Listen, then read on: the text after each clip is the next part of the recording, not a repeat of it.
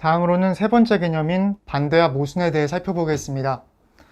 언어 논리에서는 양립이라는 표현이 자주 등장합니다.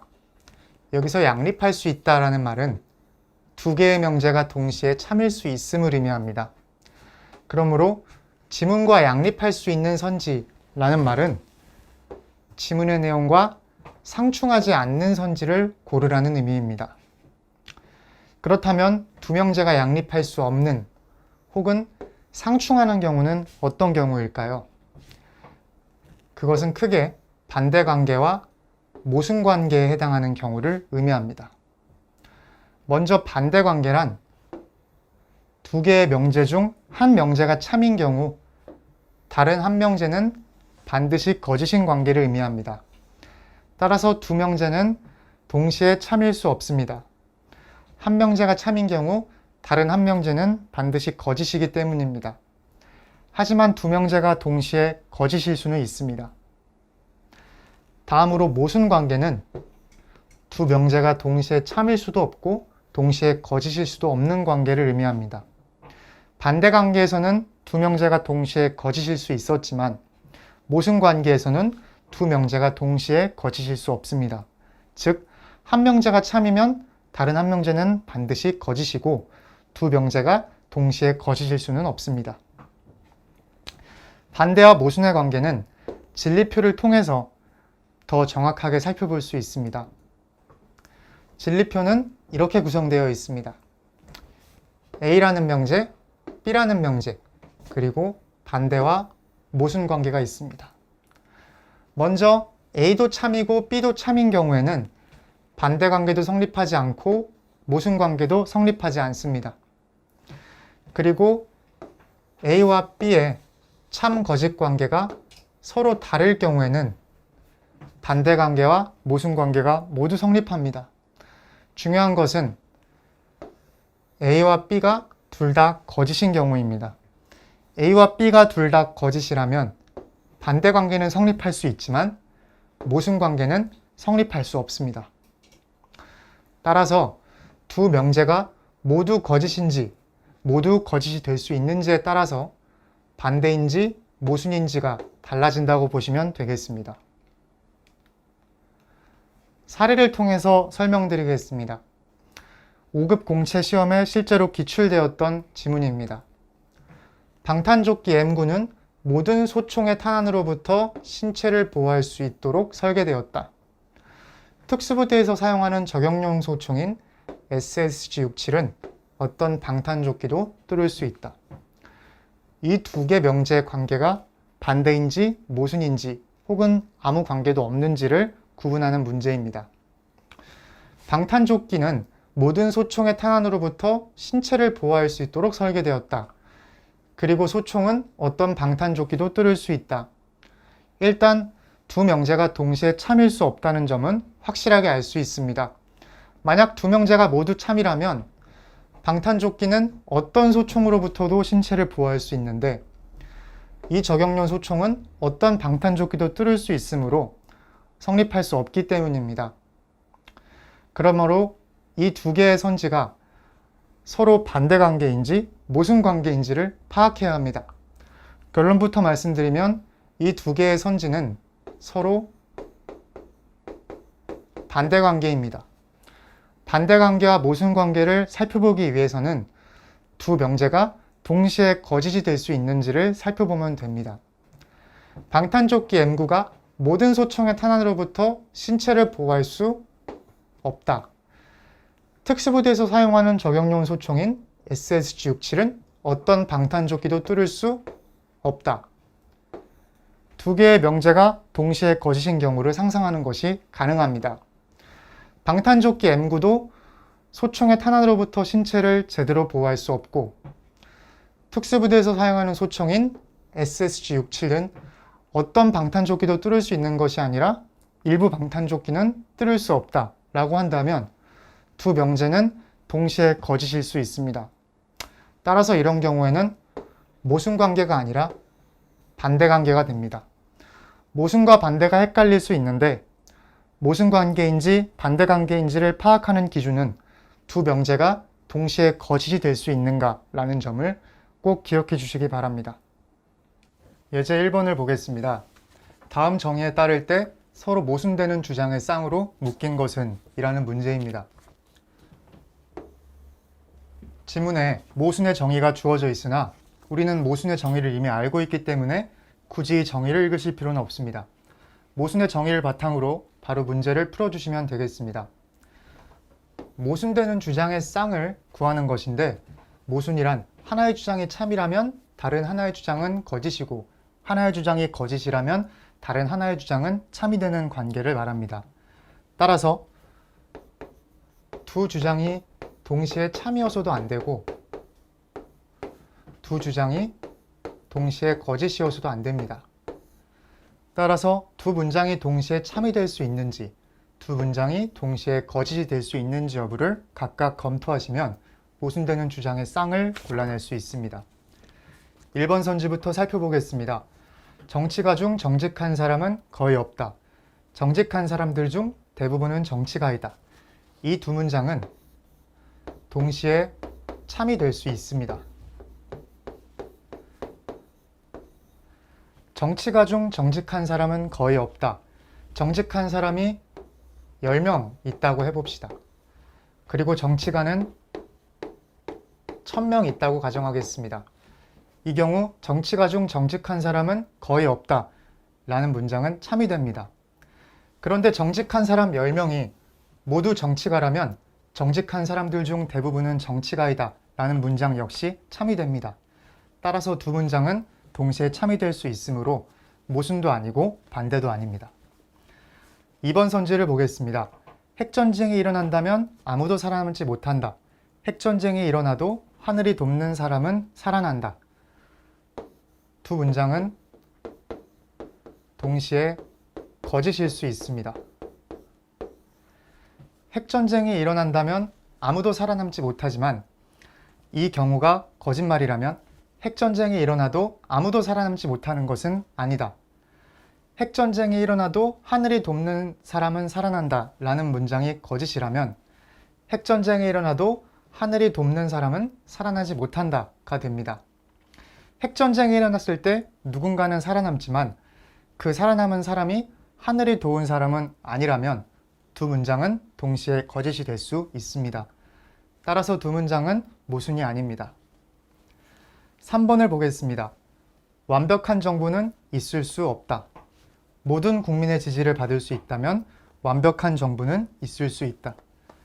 두 문장은 얼핏 보면 모순되는 것처럼 보이지만 모순이 아닙니다. 왜냐하면 동시에 참일 수 있기 때문입니다. 완벽한 정부는 있을 수 없다가 참이라고 가정해 봅시다. 모든 국민의 지지를 받을 수 있다면 완벽한 정부는 있을 수 있다라고 했습니다. 그런데 전에 함축 관계에서 충분 조건이 거짓이라면 조건 문장 전체가 반드시 참이 된다고 했습니다. 따라서 완벽한 정부는 있을 수 없으며 모든 국민의 지지를 받을 수도 없다면, 즉 충분 조건이 거짓이라면 첫 번째 문장도 참이고 두 번째 문장도 참인 경우가 성립할 수 있습니다. 따라서 두 문장이 동시에 참일 수 있으므로 3번 역시 모순 관계가 아닙니다. 4번을 보겠습니다. 그 문제는 아무도 풀 수 없거나 잘못된 문제이다. 아무도 풀 수 없다와 잘못된 문제이다가 선언 관계로 연결된 것을 볼 수 있습니다. 그 문제는 잘못되지 않았고 누군가는 그 문제를 풀 수 있다. 첫 번째 문장을 기호한다면 아무도 풀 수 없거나 잘못된 문제이다가 되며, 두 번째 문장을 기호한다면 그 문제는 잘못되지 않았고 누군가는 그 문제를 풀 수 있다. 즉 아무도 풀 수 없다에 부정이 됩니다. 첫 번째 문장은 두 번째 문장과 모순 관계입니다. 문제가 잘못되지 않았고 누군가는 그 문제를 풀 수 있다면 그 문제는 아무도 풀 수 없거나 잘못된 문제이다 라는 문장은 반드시 거짓이 되기 때문입니다. 그 반대의 경우 역시 성립하기 때문에 4번의 두 문장은 서로 모순 관계에 있습니다. 5번 문제를 보겠습니다. 5번 선지의 경우 경제가 발전하기 위해서는 노사관계가 안정되어야 한다라고 했습니다. 경제가 발전하기 위해서는 노사관계가 안정되어야만 한다라는 것이기 때문에 경제가 발전한다라는 것은 충분 조건, 노사관계가 안정되어야 한다라는 것은 필요 조건에 해당합니다. 따라서 첫 번째 문장을 기호하면 경제가 발전하기 위해서는 노사관계가 안정되어야 한다. 즉 화살표가 노사관계 쪽을 향하게 됩니다. 그런데 두 번째 문장을 보면 노사관계가 안정되었지만 경제가 발전하지 않았다 라고 합니다. 즉 노사관계가 안정되었음에도 경제가 발전하지 않았다는 것입니다. 그런데 두 문장은 동시에 참이 될 수 있습니다. 경제가 발전한다는 것은 노사관계가 안정된다는 것의 필요 조건입니다. 그런데 필요 조건이 참이라고 해서 꼭 충분 조건이 참인 것은 아닙니다. 필요 조건은 참이지만 두 번째 문장처럼 충분 조건은 거짓인 경우가 있을 수 있습니다. 따라서 두 문장이 모두 참인 경우를 생각할 수 있기 때문에 5번 역시 모순관계라고 볼 수 없습니다. 따라서 5개 선지 중 유일하게 모순되는 주장의 쌍인 것은 4번 선지에 해당합니다. 다음은 예제 2번을 풀어보겠습니다. 다음 글을 토대로 보기에 제시된 입장들의 관계를 올바르게 기술한 것을 찾는 문제입니다. 지문에는 크게 4가지 용어가 등장합니다. 첫 번째, 가치 용어, 두 번째, 의무 용어, 세 번째, 권리 용어, 그리고 심리적 범주에 속하는 용어. 문제를 풀 때 편의상 심리적 범주에 속하는 용어를 괄호 4번이라고 칭하겠습니다. 먼저 보기부터 분석한 뒤에 선지를 보도록 하겠습니다. 동물은 살 권리를 갖고 있다 라는 명제는 궁극적으로 동물을 죽이는 일은 나쁘다 라는 명제를 통해서만 정의된다. 권리는 권리 용어이므로 3. 죽이는 일은 나쁘다에서 나쁘다는 가치 용어이므로 1이라고 표시하겠습니다. 마찬가지로 문장 나 역시 권리는 3, 그르다 의무 용어이므로 2라는 식으로 표시하겠습니다. 다 역시 마찬가지로 권리에는 3, 옳음에는 2, 나쁨에는 1이라고 표시하겠습니다. 권리라는 용어는 옳음 또는 나쁨과 같은 범주의 용어로 정의될 수 없다라고 합니다. 하지만 어쩌면 그것은 윤리와 무관한 다른 용어로 정의될 수 있을지도 모른다라고 합니다.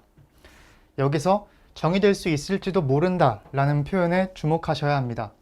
정의될 수 있을지도 모른다라는 것은 정의될 수도 있고 정의되지 않을 수도 있다라는 뜻입니다. 따라서 두 가능성을 모두 열어놓은 문장이라고 보시면 되겠습니다. 다음으로 라는 어떠한 윤리적 용어도 정의할 수 없지만 우리는 윤리적 용어의 의미를 직관적으로 파악할 수 있다라는 문장입니다. 마지막으로 마는 동물을 죽이는 일은 나쁘다 라는 명제는 동물을 죽이는 일은 불쾌하다로 정의된다. 여기서 불쾌함은 심리적 범주에 속하는 용어이므로 4라고 표시하겠습니다. 이제 이 보기에 각 문장 간의 관계를 표현한 5개의 선지가 등장합니다. 하나의 선지씩 분석해 보도록 하겠습니다. 먼저 가는 나와 서로 양립할 수 있다 라고 물었습니다. 가는 3번 권리 용어가 1번 가치 용어를 통해서만 정의된다는 것입니다. 그리고 나는 3번 권리 용어가 2번 의무 용어를 통해서만 정의된다는 것입니다. 따라서 가와 나는 서로 양립할 수 없음을 알 수 있습니다. 2번 선지는 나와 라는 서로 양립할 수 있다라고 합니다. 나는 3. 권리 용어가 2. 의무 용어로만 정의된다는 것입니다. 그리고 라는 어떠한 윤리적 용어도 정의할 수 없지만 이라고 했습니다. 나는 윤리적 용어인 권리 용어가 의무 용어를 통해서 정의될 수 있다고 했는데 라에서는 어떤 윤리적 용어도 정의할 수 없다고 했으므로 두 문장은 서로 양립할 수 없습니다. 3번 선지를 보겠습니다. 다는 라와 서로 양립할 수 없다 라고 합니다. 다에서는 권리라는 용어는 옳음, 나쁨과 같은 범주의 용어로 정의될 수 없지만 어떤 다른 용어로 정의될 수 있을지도 모른다 라고 했습니다. 그리고 라에서는 어떠한 윤리적 용어도 정의할 수 없지만 이라고 했습니다. 여기 함정이 있기 때문에 잘 보셔야 합니다.